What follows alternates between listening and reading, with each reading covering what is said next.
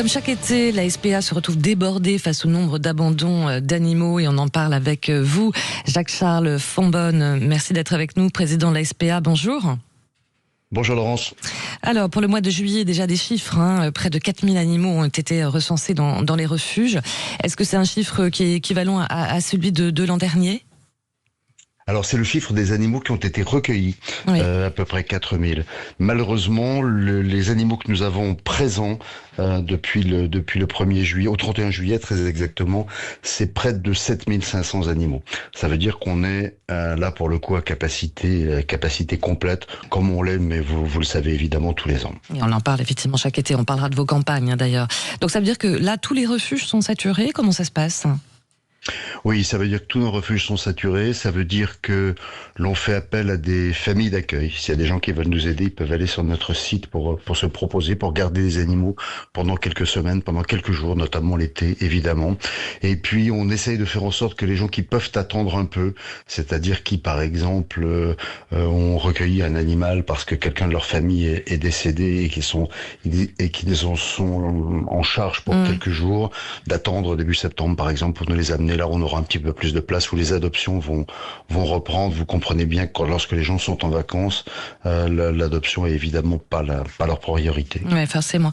C'est intéressant aussi ces familles d'accueil, parce que je suis pas sûre que tout le monde connaît forcément durant cette période transitoire. Les animaux restent quand même à la charge de la SPA. C'est quoi la responsabilité de ces familles d'accueil ? Oui. Absolument, elles sont pas données à l'adoption. Ces bestioles, elles restent notre propriété. On paye la nourriture, on paye évidemment les frais vétérinaires s'il se produit une catastrophe.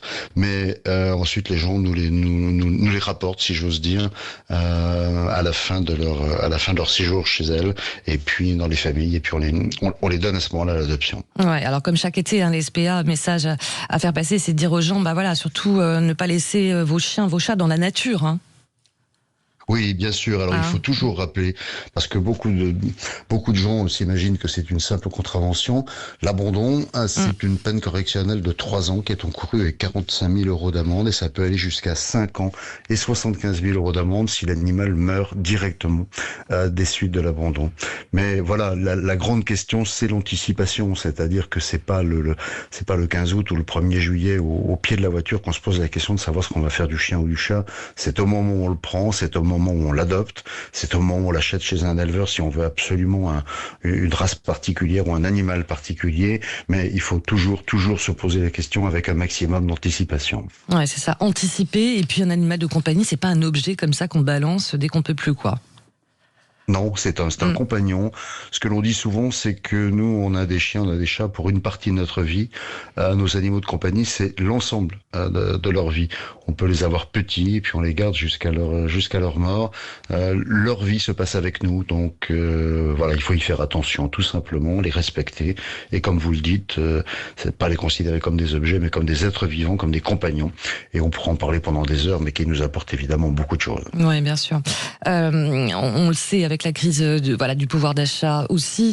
Est-ce qu'il y a des raisons, de toute façon on ne pourrait pas les connaître toutes, mais des raisons économiques aussi qui seraient l'origine de ces abandons ? Alors, certainement, on se refuse à demander aux gens la raison pour laquelle ils nous abandonnent les animaux.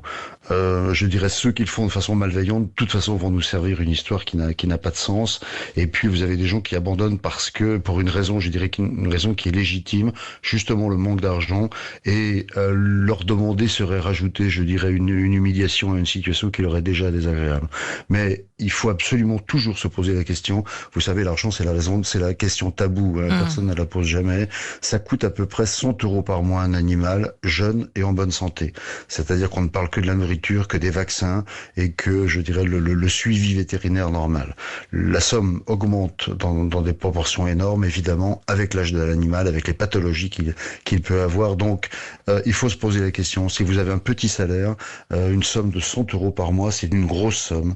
Donc, voilà, ça veut dire qu'on peut peut-être faire le sacrifice. On va peut-être devoir faire le sacrifice sur autre chose, mais il faut que ce soit un sacrifice accepté, voulu, et pas un sacrifice imposé, parce que là, c'est évidemment tout de suite la catastrophe. Ouais. Et en même temps, Jacques-Charles Fonbonne, du côté de la SPA, vous avez lancé, comme à chaque fois, chaque été, mais une opération non culpabilisante quand même, hein, pour encourager plutôt ceux qui gardent leurs animaux. Hein.